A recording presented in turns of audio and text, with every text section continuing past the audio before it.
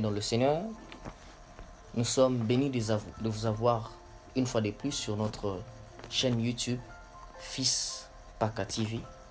Depuis un bon moment, nous avons commencé à partager avec vous autour d'un sujet intitulé l'art de la solitude, l'art de se retirer, l'art de rester seul.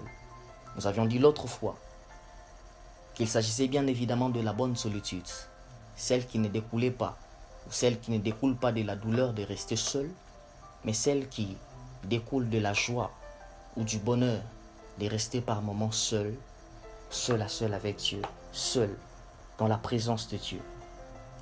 Et nous avons fait mention d'un certain nombre de points. Dans le premier point, nous avons bien évidemment parlé de cet art de la solitude. Et dans le deuxième point, nous avons fait mention de bien fondé de cette solitude. Et dans notre troisième point, nous avons conclu en faisant mention des principes attachés à cette solitude. Nous avions parlé du principe du détachement.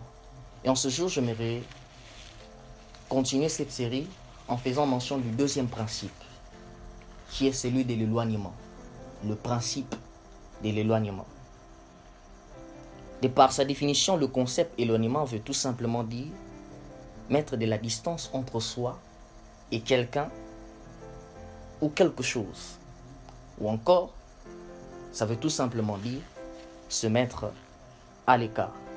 Bien-aimés dans le Seigneur, les meilleures dimensions de la présence de Dieu sont réservées et fermées au commun de mortels. Seuls ceux qui affrontent la solitude ont accès à ces dimensions.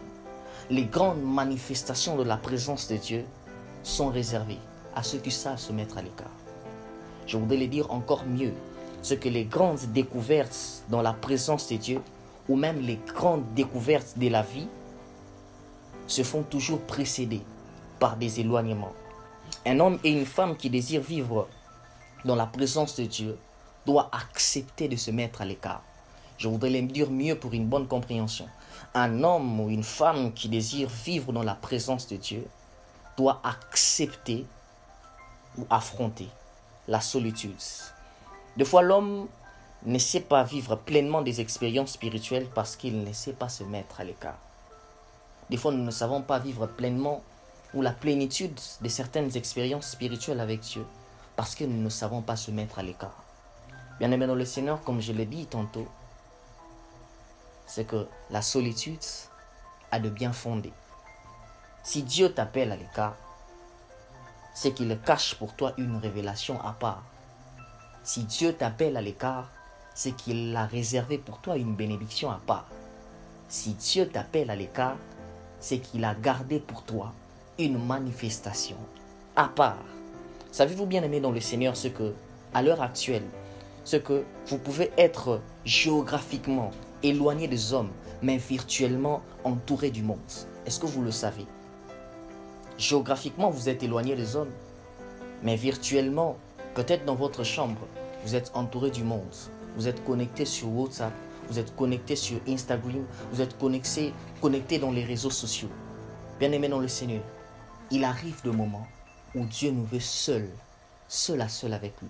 Un peu comme dans Genèse chapitre 32, le verset 24, la Bible déclare, Jacob demeura seul et un homme est venu à sa rencontre. Cet homme, en réalité, c'était Dieu. Je voudrais dire à quelqu'un qu'il arrive des moments où Dieu nous veut seul à seul avec lui. Seul à seul dans sa présence. Alléluia. Et dans Luc chapitre 5, le verset 1er, un jour Jésus rencontre un homme. Cet homme s'appelle Pierre, un personnage de la Bible que j'affectionne beaucoup, un personnage de la Bible connu de tous. Cet homme, c'était Pierre. Cet homme a passé toute une nuit en train de pécher sans rien prendre. Jusqu'à ce que Jésus vint, le trouve en train de laver les filets. Et Jésus lui dit une chose.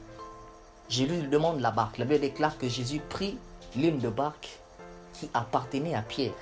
Et il dit une chose à Pierre. Il dit à Pierre, éloigne-toi un peu de terre. Pierre qui était dans la barque, Pierre qui était dans son confort, Jésus lui dit, éloigne-toi un peu de terre. En d'autres mots, recule un peu, sors un peu de ton zone de confort et éloigne-toi un peu de terre. Je voudrais juste ouvrir une parenthèse pour dire à quelqu'un, frères et sœurs, c'est que dans la vie, il y a des conforts qui sont inconfortables et il y a des inconforts qui sont confortables. Pierre était dans le confort de sa barque, mais il a fallu tout simplement qu'il l'éloigne, qu'il sorte un peu de son confort. Le premier éloignement, comme j'ai dit, avait consisté à reculer. Mais j'aime une chose, c'est que lorsque Jésus finit de parler à la foule, lorsque Jésus finit de prêcher, finit avec sa prédication, la Bible dit une chose, c'est que Jésus parle à Pierre. Il dit à Pierre, cette fois-ci, avance. Le premier éloignement avait consisté à se reculer, à s'éloigner des eaux, faire du recul. Mais le second éloignement, c'est que cette fois-ci, Jésus ne dit plus recule. Mais cette fois-ci, dans le second éloignement, il te dit maintenant, éloigne-toi de la foule et va dans les profondeurs. Je voudrais dire à quelqu'un, éloigne-toi un peu de la foule et va dans les profondeurs. Il y a certaines dimensions de la présence de Dieu qui réclament les éloignements. Il y a certaines dimensions de la présence de Dieu, dans la présence de Dieu, qui réclament la solitude. Il y a certaines dimensions de la présence de Dieu qui réclament que tu sois seul. Dieu te veut seul. Éloigne-toi un peu. Va dans le profondeur. Va dans le profondeur. Va dans le profondeur. Bien-aimé dans le Seigneur, je voudrais dire une chose à quelqu'un. C'est que lorsque tu vas dans le profondeur, la Bible dit une chose. C'est que lorsque Pierre est allé dans le profondeur, il a jeté les filets et il a pêché beaucoup plus de poissons. La parole était adressée à Pierre. Lorsqu'il a pêché beaucoup plus de poissons. Il était entouré des hommes compétents, des hommes qui étaient spécialistes en matière de la pêche. Mais lorsque lui est allé dans les profondeurs, Dieu l'a distingué. Et je voudrais dire à quelqu'un, c'est que Dieu distingue toujours les compétences de ceux qui savent se mettre à l'écart. Dieu distingue toujours les compétences de ceux qui savent, de ceux qui sont prêts à aller dans les profondeurs. Si tu veux que Dieu puisse distinguer tes compétences, alors va dans les profondeurs. Va dans les profondeurs de sa présence. Va dans les profondeurs. Va encore dans les profondeurs. Je voudrais dire à quelqu'un ici, éloigne-toi un peu des terres et va dans les profondeurs. C'est là que Dieu va distinguer tes compétences. C'est là que Dieu va te distinguer au milieu de la foule. C'est là que Dieu va te distinguer dans ton domaine de prédilection. C'est là que Dieu va te distinguer. Et ce que j'aime, encore une chose pour conclure, c'est que lorsque nous allons dans les profondeurs, lorsque nous allons dans la solitude, lorsque nous allons dans les profondeurs de la présence de Dieu, nous ne fonctionnons plus avec les compétences humaines, mais nous commençons à opérer avec les compétences divines. C'est pour ça que Pierre, en ayant les compétences humaines de la pêche, lorsqu'il a pêché, toute une nuit, il n'avait pas reçu de poisson. Mais lorsqu'il est allé dans le profondeur, selon l'ordre qu'il avait reçu de Jésus, alors cette fois-ci, il n'a pas fonctionné selon les compétences humaines, mais il a opéré selon les compétences divines.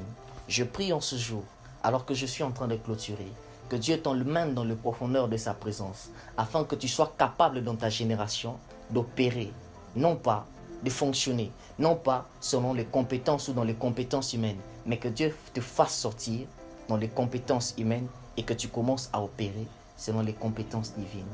Que Dieu vous bénisse abondamment. Suivez-nous à la prochaine et nous allons toujours continuer avec cette série. Si vous avez été béni, n'hésitez pas de vous abonner sur notre page et d'appuyer sur la cloche de notification. À très bientôt. Que le Seigneur vous bénisse.